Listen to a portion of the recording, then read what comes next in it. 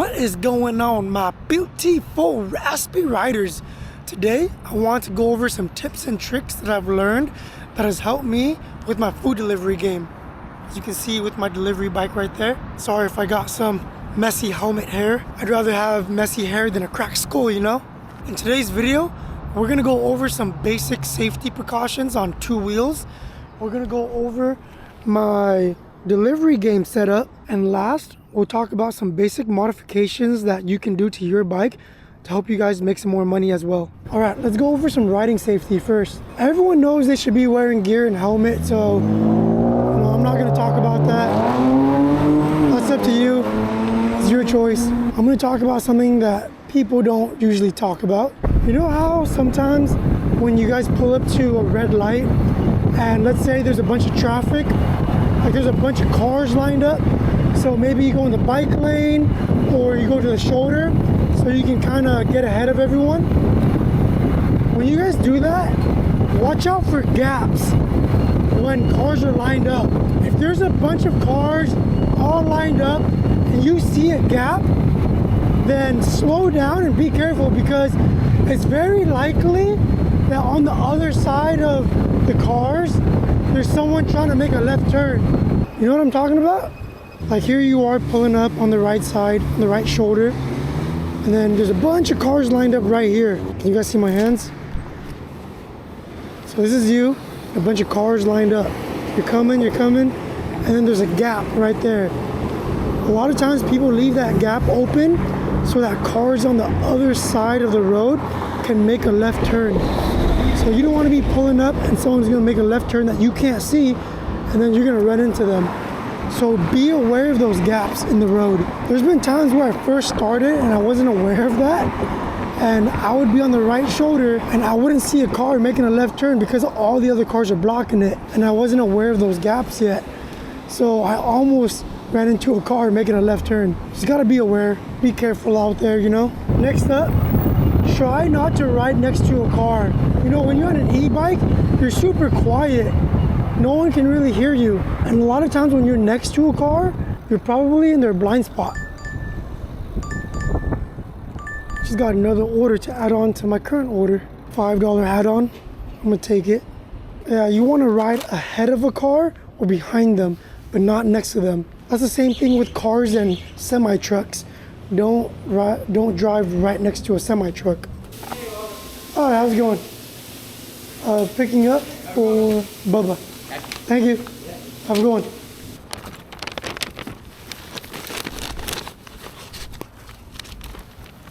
All right, my next tip, it could go under the category of mods for your bike, or it can go under safety also. But the one thing that has probably saved me from getting into an accident multiple times is getting a horn. A lot of e-bikes come with horns that are integrated into the headlight. No matter how loud you think it can sound, it's not gonna be loud enough for cars to hear you.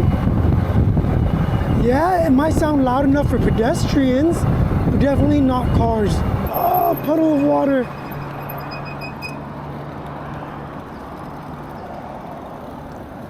The horn I have is aftermarket, and it sounds stupid loud. It's actually integrated into my light kit, so it's a little more difficult to set up, but I will give you guys a link to a horn that I have on my Super 73. It's rechargeable and really easy to use. It's also an alarm, so it's like a alarm system / horn, and I like it a lot. It works really well. But let me show you guys my horn that's on my delivery bike. It looks so filthy right now because I never cleaned my bike, but that's the horn right there. It's not integrated into a light, it's a horn itself. Check out how loud it is. It sounds like a regular car horn. This thing is awesome. You know, our bikes are super silent, so it helps a lot when you can give people a warning that you're like, that you're next to them. All right, let's go get this order.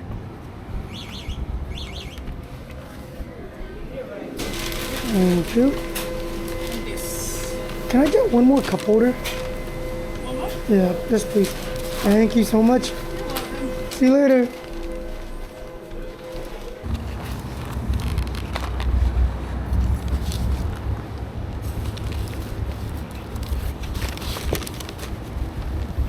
Okay, we made it to our first drop off.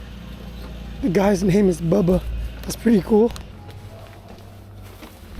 Oh, that order we made $10. $10 make me holla. That was a good order. The base pay was $4.50 and the customer tip was $5.50. Let's go to our next customer. The app is saying we need a PIN from this customer.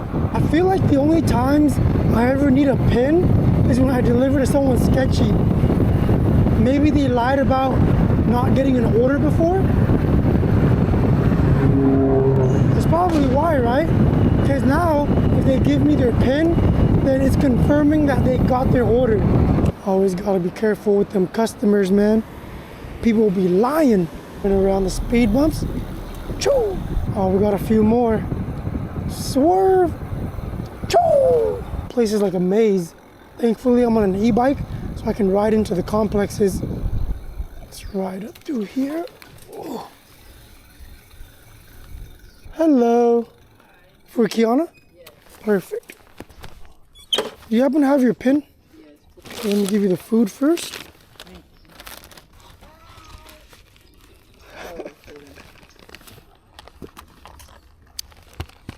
Bye. Thank you so much. Thank you. Have a good one. All right, that order was $4 base and $1 tip. So a total of $5. Let's go find somewhere where we can stop and park so that I can talk to you guys about my setup. All right, let's talk about my delivery bag. My super faded delivery bag. This used to be all black. Anyways, I got this from another YouTuber. His name is Wilser, or William Cervantes, and he has a website called crankhustle.com. He sells these bags and he also sells kits that go inside the bag.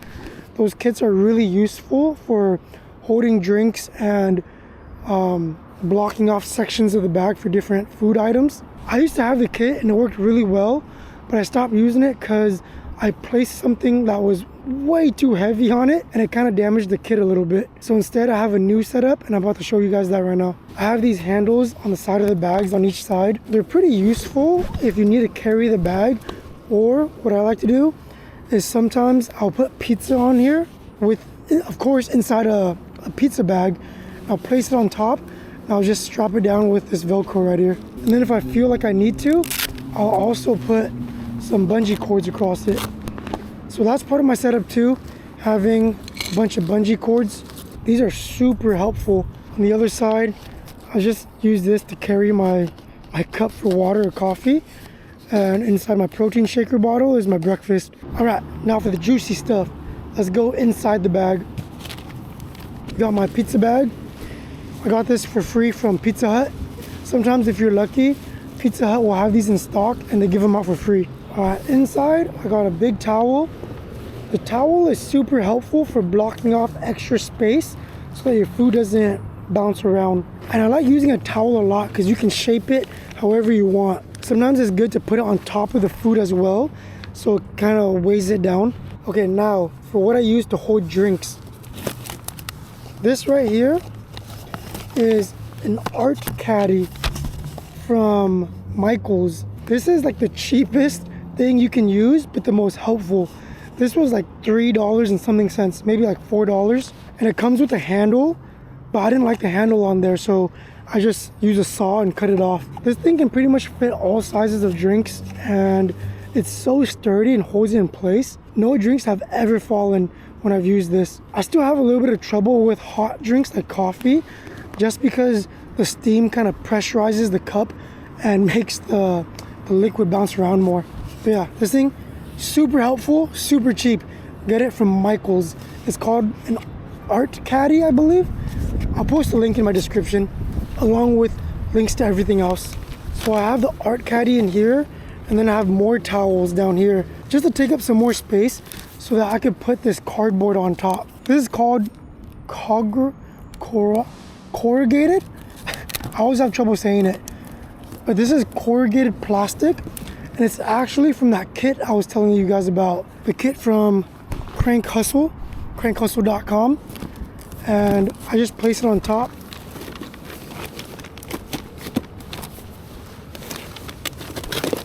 So this way, I could place more food on top. See? If I wanted to have 2 drinks in here, I could. If I want to get more drink access, just do that. Yeah, so this thing is super useful. You can make one yourself with corrugated cardboard. No, not cardboard. Corrugated plastic. Or you can get the whole entire kit from Crank Hustle. That's what these Velcro strips are for. Because you bring up this piece right here, see?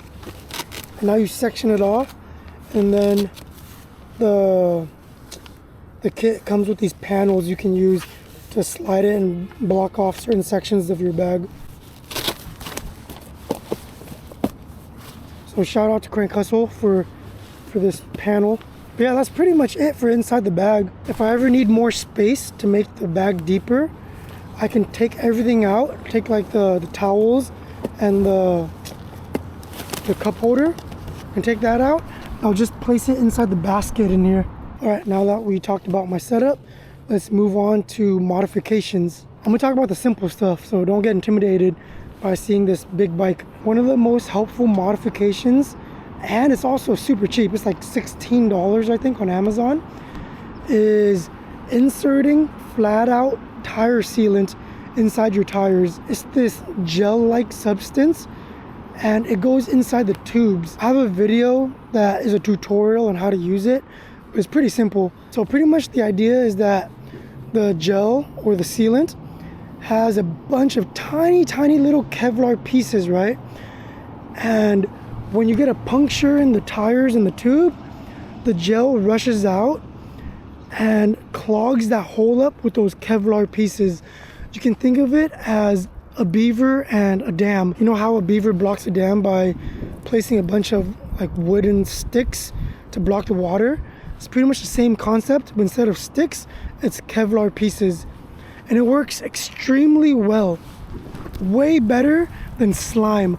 Don't use slime. Slime sucks. The next modification that is super helpful when it comes to food deliveries is changing out your shocks.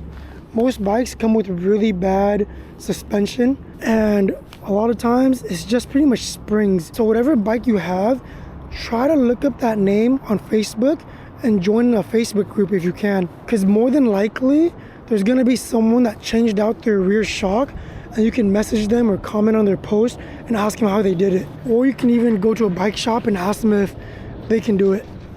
The shocks that came with my Anioki weren't that great. It was just really bouncy springs and there was no damping. If you don't have decent, like my shocks isn't that amazing, but it's decent. If you don't have decent shocks, then when you deliver drinks or food, it's just gonna be bouncing all over the place. Now the last modification I'm gonna talk about is paralleling a battery. Some people will have 2 batteries and they'll just switch them out, but I feel like that strategy is kind of annoying because you got to carry a second battery or go home and switch it out. It might work for some people, but for me, I really don't like that method. So instead, I learned how to parallel a second battery. There's actually 2 batteries in here. I have one big block on top and a smaller one inside the frame. I learned how to do this from my buddy named Jeff. He's based out of New York.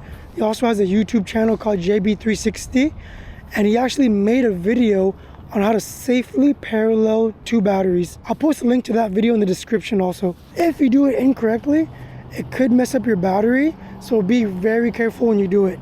Just watch a few videos and learn how to properly do it. All right, I hope you guys found this video helpful.